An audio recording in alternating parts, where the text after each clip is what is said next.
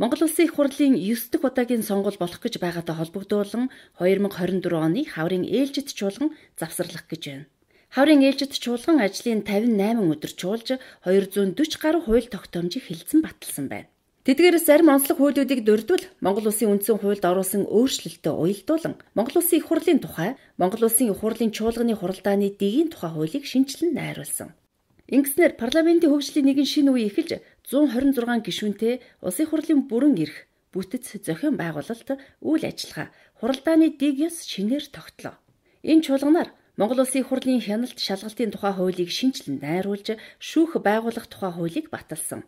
Авилгатаа тэмцэх баялагын хулгай гэлчилж, төр ард түмний хяналтад авах, гэмт үйлдэлтэн тохирсон ял, хариуцлага ногдуулах шудраг усны зарчим эдгээр хуулиудаар баталгаажлаа. 2020 оны Улсын хурлын сонгуулийн үр дүнд байгуулагдсан 8 дахь удаагийн парламент ээлжид болон ээлжид бус 12 чуулган хүндэтгэлийн 5 хуралдаан хийж нийт 2200 шахам хууль тогтоомж баталсан байна. Манай парламент батлан гаргасан хууль тогтоомжийн тооноос гадна чанарын үзүүлэлтээр амжилт тогтоосон ажил хэрэгч парламент байж чадлаа хэмээн Улсын хурлын дарга Зандан Шатар дурдлаа. Хаврын ээлжид чуулган бол 58 өдөр чуулж 247 хууль тогтоомжийг хэлэлцэн баталсан байна. Тэдгээрийн зарим онцлог хуулиудыг дурдвал Монгол Улсын үндсэн хуульд өөрчлөлт оруулсантай уялдуулаад Монгол Улсын их хурлын тухай хууль, Монгол Улсын чуулганы хуралдааны дэгийн тухай хуулийг шинжилэн найруулж, Улсын их хурлын хяналт шалгалтын тухай хуулийг шинжилж, дараагийн парламент үйл ажиллагаагаа явуулах, хэвээ ажиллах нөхцөл суурийг бүгдийг бүрдүүллээ. Онцлог хуулиудаас тогтвол энэ 126 гишүүнтэй Улсын их хурлын бүрэн эрх, бүтэц, зохион байгуулалт, үйл ажиллагаа, хуралдааны дэг ёсыг мэтгэлцээний зарчмаар шинэ мэтгэлцээний зарчмад болж шинжилж өөрчилсөн.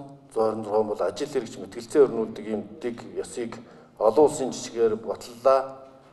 За түүнчлэн Монгол хүн Монгол газартаа Монголын баялагтай эзэн байх, түүний үр шимийг иргэн бүхэнд дэг шудраг хүртээмжтэй байх хэрэгцээ үндсийг баталгаажуулсан үндэсний баялагын сангийн тухай хуулийг баталсан. Ингэснээр Монгол Улсын үндсэн хуульд 2019 онд оруулсан өөрчлөлт баялагтай эзэн Монгол гэсэн үзэл баримтлал боддоо хэрэгжих үндэс суурь эрхцэн орчныг бүрдүүллээ. За мөн Монгол Улсын тусгаар тогтнолын нэг баталгаа болсон толгуур нь болсон Монгол малчин, Монгол мал, Монголын газар нутаг бэлчээрийн харилцан шүтэлцээг хангах шинэ эрхцэн орчныг тогтоолоо.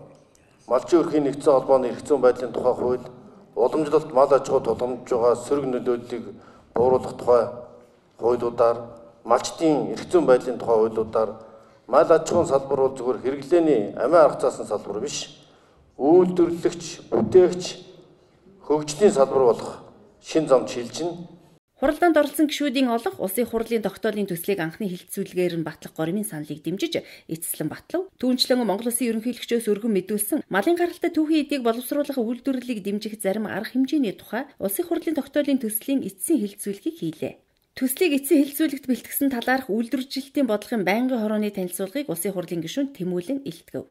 Улсын хурлын чуулганыг төр завсарлуулахтай холбогдуулан Монгол Улсын ерөнхий сайд Оюун Эрдэнэ чуулганы танхимд хүрэлцэн ирж үг хэллээ. Улсын хурлын тухай хуулийн 22-ын 18-д заасны дагуу 2024 оны хаврын ээлжид чуулганыг завсарлуулж байгааг мэдэгдээ гэснээр чуулганы хуралдаан өндөрлөө гэж Улсын хурлын хэвлэл мэдээлэл олон нийтэд харилцах газраас бидэнд мэдээллээ.